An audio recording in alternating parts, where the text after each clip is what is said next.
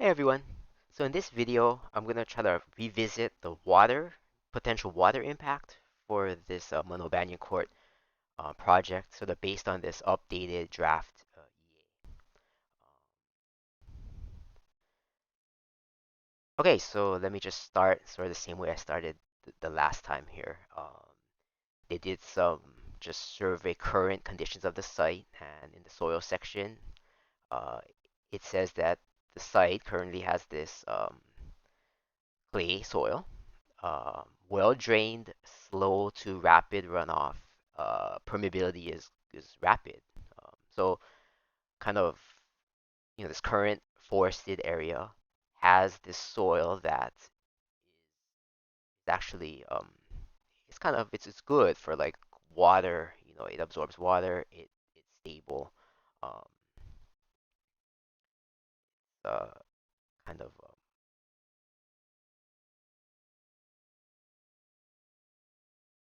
and that's kind of important because here I'm at rainfall. Um, It's important because this site sees essentially 100 inches, 99.5 inches of rain in an average year. And you can kind of see in their little table down here that it's fairly well spread out. I mean, this is Manoa. It's not like I mean, it just rains. Like it's not like a certain season gets ridiculously more rain. I mean, it's kind of just always raining here. So um, you know this site, there's kind of a lot of rain water, right, to sort of um, rainfall to deal with here.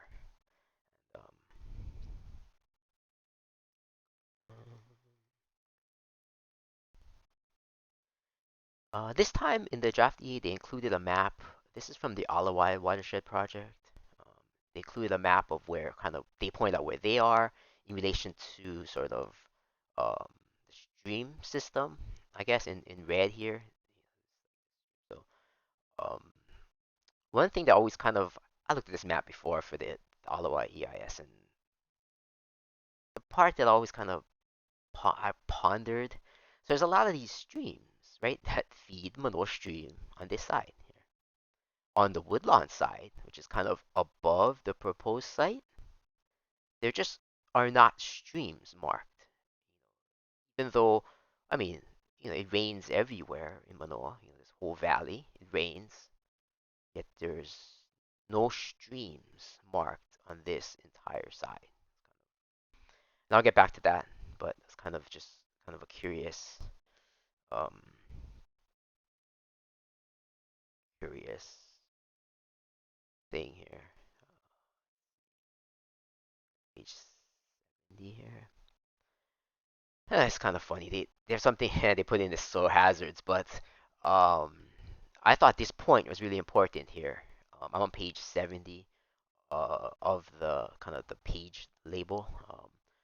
It says the project site where it is, where Malco inland of this UIC, the underground injection control line, and therefore determined to have groundwater utility.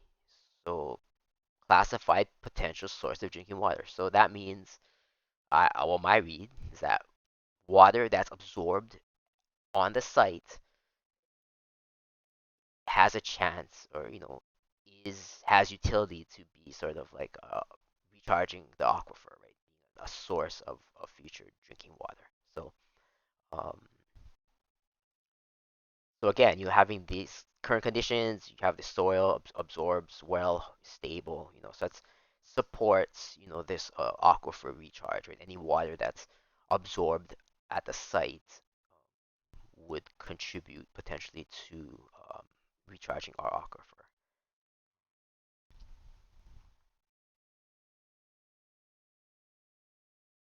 Okay, so let me just jump. I had that pondering question, like where are all the streams on the Woodlawn side? And I found this old map, Manoa from 1920, and you can see Manoa Stream on the left of this map. Here's Akaka Peak, the main Chinese cemetery is here. Um, this line on this map just labeled stream This is what we now call Woodlawn Ditch. This is where it goes through the proposed site.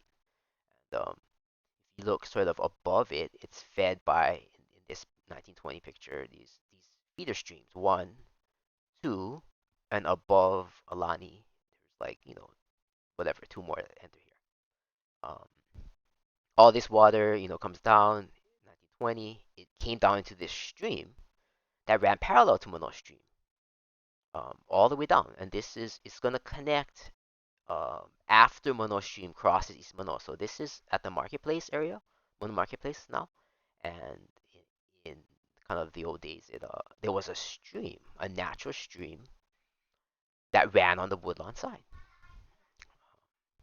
So again, well, I'm looking at this. Okay, there was a stream, and now you look at current stream maps. You don't see right any streams on the Woodlawn side. Kind of pondering that a little bit, and this is Honolulu's stormwater utility system. So this is now what we classify sort of as just like how we manage stormwater. So the red lines in this picture are the concrete pipes that run under the street. The little dots can be either manhole covers or maybe street drains that that drain water. The proposed site is here, and you can see that Woodlawn Ditch is marked kind of as a drainage system here. And if you can recall from that map from 1920, there's this what they're calling now just a ditch, but it has this one, two. It goes to the top of Alani, and there's I'm guessing that there's going to be some natural water stream-like feature that feeds this thing, right? So what looks like has happened sometime since 1920 is they sort of claim that it, instead of being a stream, they're it's just a drainage ditch system, and they've sort of included it as part of our stormwater kind of drain system, no longer classifying it as I guess a stream. The other part that's kind of really different. Okay, so after it passes the site, it enters a concrete channel. And instead of running parallel like it used to, this concrete you know, channel cuts right across East Manoa and will essentially dump the water into Manoa Stream at this point right here, which is um, kind of right by the district park. So that's something that's sort of different, and um, it creates really a lot of water, right? Water that used to in 1920 go down a parallel stream now gets collected, just channeled across East Manoa and is dumped into Manoa Stream right at this point. I'm gonna revisit that later, but it's kind of important. Since we're here in this picture, it's an interesting tidbit you can get from this stormwater utility map. So we'll see later on they talk about drainage options, and they have their triangle up here, and there's a city catch basin here, which is correct. It's on this map. And they just say, oh, it drains the city. So I don't know, like it's like it disappears, right? Once it goes into this drain, it's like, I don't know.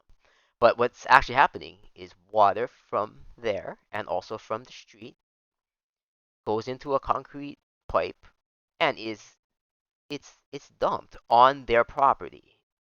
This is a what they're just calling a ditch, but there's a wall that runs along here, kind of separating the cemetery's property from these residents. There's a wall, and there's sort of this trench on the cemetery side of the wall that water from the street and from this catchment from their triangle comes under a pipe, concrete pipe, and just gets dumped into like just it. It's just a ditch. It's just water's just dumped here, and because of the grading, it kind of goes down this along this wall and joins with the end of the woodlawn ditch, which is this concrete point where it becomes a concrete channel.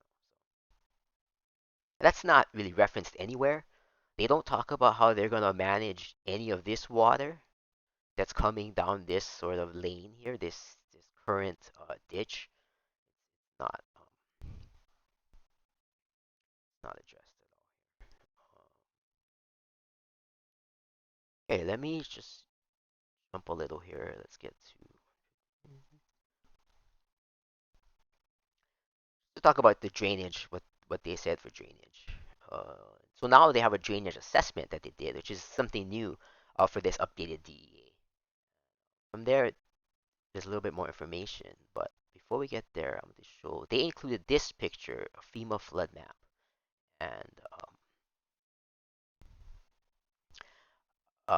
yeah, so they're on a hill.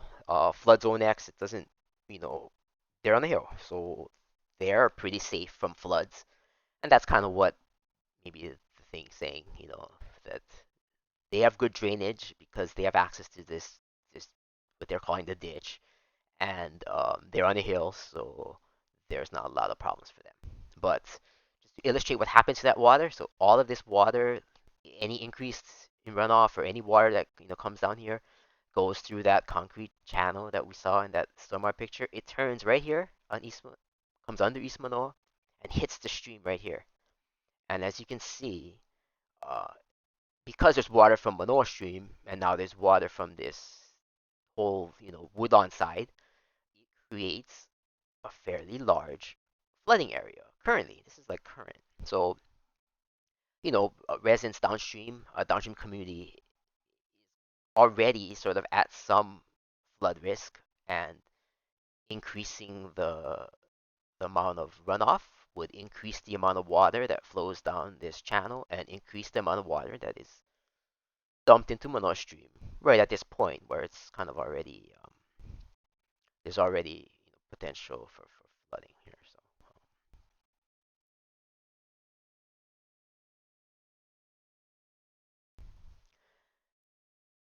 this is their part of the drainage assessment, and they sort of cut up the property. This is not the CPR cuts. This is not.